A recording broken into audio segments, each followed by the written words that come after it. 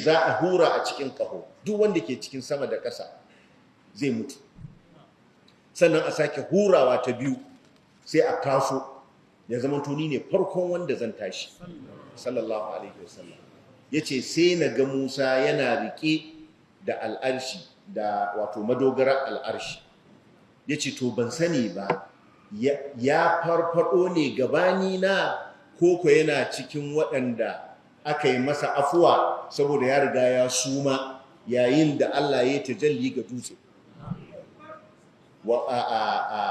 فلما تجلى ربه للجبل جعله دكا وخر موسى صعقا. to kowannan ne yasa shi da aka hura ƙaho bai mutu ba, bai sumance ba saboda an yi masa afuwa da wasuman da ya yi na farko tun a duniya yayin da ya ga da girman Allah ya bayyana ga dutse. To kaga an yi istithna'insa, Allah ya ce illa ma fa fazi'a man fi samawati wal ardi illa man sha Allah. Ita ce kuma as-sa'iq wa nufikha fi suri fa sa'iqa man fi samawati wa man fi al ardi illa man sha Allah thumma nufikha fihi ukhra fa idha hum qiyamun yanzurun.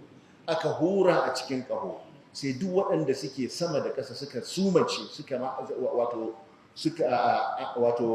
suka suma, rai ya fita daga gare su daga tsoro. As-sa'iq shine kamar yanda lantarki yake yi ma mutum, shi yasa larabawa ma suke kiran electric shock as-sa'iq al-kahraba'i, wato